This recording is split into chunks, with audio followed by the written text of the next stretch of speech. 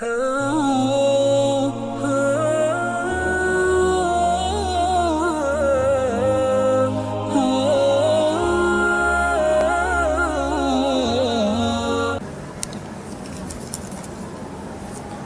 kalau baca Quran harus selalu diikuti dengan terjemahannya? Tidak harus.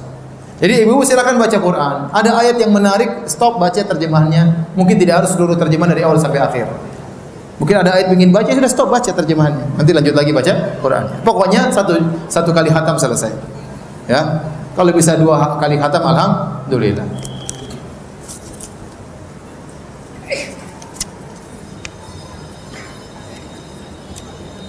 Bolehkah kita minta diwafatkan di Masjid Haram? Boleh-boleh saja. Tapi Allah tahu yang terbaik bagi kita. Sebagian orang ingin meninggal di Madinah. Saya pun ingin meninggal di kota Madinah. Tapi belum tentu itu lebih baik bagi saya. Mungkin kita ibu-ibu mungkin meninggal jauh, nanti orang tua, anak-anak nggak bisa ketemu, susah kan repot juga. Ya. Artinya yang jelas kita boleh berdoa, tapi serahkan yang terbaik bagi siapa? Allah Subhanahu wa taala.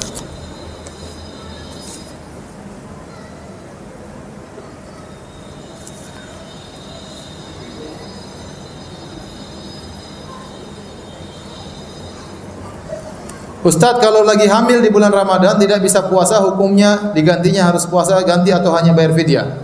Bagi wanita hamil dan menyusui, tidak bisa puasa, maka dianjurkan agar dia mengqadha kalau mampu. Ketika dia sudah tidak hamil lagi, ketika sudah tidak menyusui lagi. Tetapi kalau berat, dan ini banyak wanita yang berat, ya. Tidak mudah ternyata lagi, kemudian hamil lagi, kemudian nyusui lagi ya. Maka tidak apa-apa dia bayar fidyah. Dia bayar fidyah. Kalau dia mampu mengqadha, silakan qadha. Kalau dia merasa berat, dia bayar apa? Fidyah. Bayar fidyahnya nanti setelah Ramadan selesai. Jadi bayar fidyahnya maksud saya, setelah tidak puasa baru bayar fidyah. Jangan sampai bayar fidyah di depan. Saya ingin bayar fidyah 30 hari tanggal 1 Ramadan. Ya enggak bisa. Kalau ibu tidak puasa tanggal 1, ibu boleh bayar fidyah tanggal 2 ya. Tapi jangan bayar di awal. Jadi harus tidak puasa dulu baru bayar apa? Fidyah. Paham? Harus ada sebabnya dulu baru bayar fidyah. Itu mudahnya setelah bulan Ramadan selesai, cari orang miskin 30, kasih makanan yang sedang biasa kita makan lengkap, kenyang, ada minumnya. Atau kita bisa tot 5 hari, nanti 5 hari lagi 5 orang, yang penting 30 orang. Ustaz, bagaimana kalau baca Al-Quran masih terbata-bata? Pahalanya 2. Kata Nabi SAW, "Ma yaqra'ul Quran wa yatata'ta wa huwa syaqqun 'alaihi falahu ajran." Barang siapa baca Quran terbata-bata, susah baginya baca Quran, dapat 2 pahala. Pahala baca Quran sama pahala berusaha.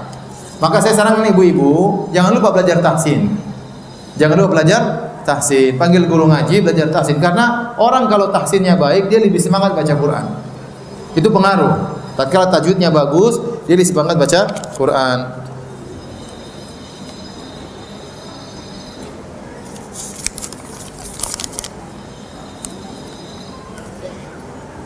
Jika kita berpuasa ayamul bid, akan tetapi pada hari terakhir sebelum azan maghrib kita tiba-tiba haid, apakah puasa ayamul bid kita tidak jadi sah karena tidak genap 3 hari?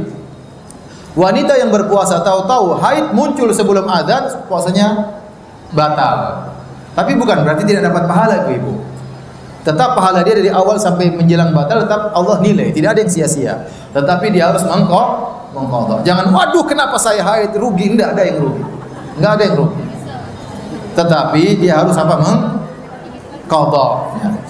Harus mengqadha. Nah, Rasulullah SAW mewasiatkan kepada Abu Hurairah, siyamu thalathati ayyam, berpuasa 3 hari setiap bulan.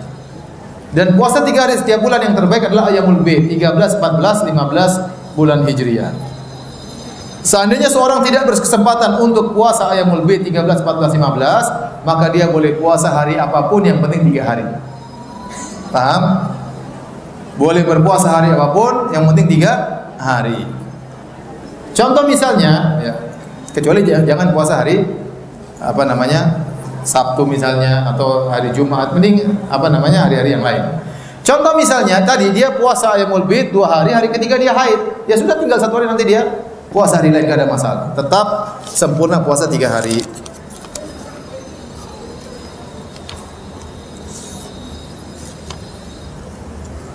Ustadz, kenapa setiap selesai berwudu selalu saya buang angin? Sampai berulang kali berwudu, akan tapi bila tidak berwudu tidak ingin buang angin. Apakah salat saya sambil menahan sah sambil menahan kentut? Ini aneh ya. Jadi ibu kalau bisa berwudu jauh sebelum waktu salat. Misalnya apa namanya? Berwudu 10 menit, 5 menit, 10 menit sebelum apa? Azan. Nanti duduk baca-baca Quran, buang angin kentut aja lah apa. Nanti dia setelah dia keluar berwudu lagi. Insya Allah nggak keluar lagi. Bilang awas keluar ya. Apakah sholat menahan kentut batal? Jawabannya tergantung. Kalau kentutnya sangat parah, benar-benar memberontak, ingin berhembus, ditahan-tahan, sudah di ujung tanduk, sehingga orang tidak puasa, tidak ngerti sama sekali, ini sholatnya tidak sah. Tapi kalau dia masih kuat tahan, dan dia masih ada konsentrasi, maka makruh hukumnya. Tapi kalau kentutnya ringan, tidak ada pengaruhnya, cuma ya sekedar saja, tidak apa-apa, bisa sempurna. Jadi tergantung tingkat hembusannya.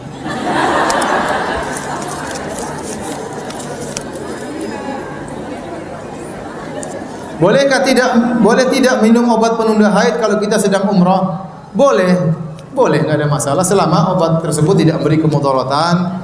Ya, maka cari obat yang bagus, konsul sama dokter. Jangan obat-obat yang murah, akhirnya bingung, keluar bercak lagi, nanti tanya ustadz lagi. Cari obat yang bagus, yang mahal-mahal dikit, yang penting bagus. Saya ingin bertanya, apakah balasan bagi seorang remaja yang sering berbuat zina dalam hal berpacaran? Dan taubat apakah yang harus dia lakukan agar mendapat ampunan? Dan dapatkah namanya terbebas dari api neraka? Masalah taubat antara dia dengan Allah Subhanahu wa taala. Taubat kalau mau diterima harus memenuhi persyaratan. Yang pertama, meninggalkan perbuatan tersebut. Yang kedua, menyesali, menangis dengan hasil perbuatan tersebut. Yang ketiga, bertekad untuk tidak mengulangi. Sejauh mana taubatnya benar-benar tulus, sejauh itu akan diterima oleh Allah Subhanahu wa taala. Apakah mungkin dia terbebaskan dari neraka jahanam? Mungkin. Tapi Allah Maha tahu dia taubatnya taubat main-main, taubat bercanda, taubat sambal ya, atau taubat beneran. Maka saya nasihat kepada orang ini yang mungkin terjerumus dalam perzinahan. Zina adalah dosa besar. Pelakunya dihinakan oleh Allah di dunia, di alam barzah dan juga di akhirat. Ya. Dia akan dihinakan di dunia satu saat kalau dia tidak bertobat. Di alam barzah dia akan disiksa dengan dalam kondisi telanjang, dimasukkan dalam tungku-tungku dibakar dengan penuh panas yang luar biasa. Di akhirat dia ancam dengan neraka jahanam. Ya. Oleh karenanya seorang bertobat kepada Allah, ya, tinggalkan sebab-sebab yang bisa mengantarkan dia kepada zina, tinggalkan pacaran, bertobat kepada Allah. Kalau dia sudah sadar, segera menikah. Putuskan semua kontak-kontak cewek-ceweknya. Tinggalkan internet yang membawa dia kepada perzinahan. Jangan sekali-sekali nonton hal-hal yang diharamkan oleh Allah. Karena itu kan memicu dia lagi untuk berzina. Sehingga tobatnya akhirnya kurang berarti.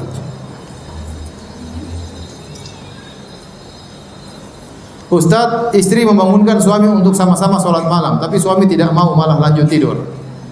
Apa istri sholat sendiri saja? Iya, sholat sendiri saja. Nah.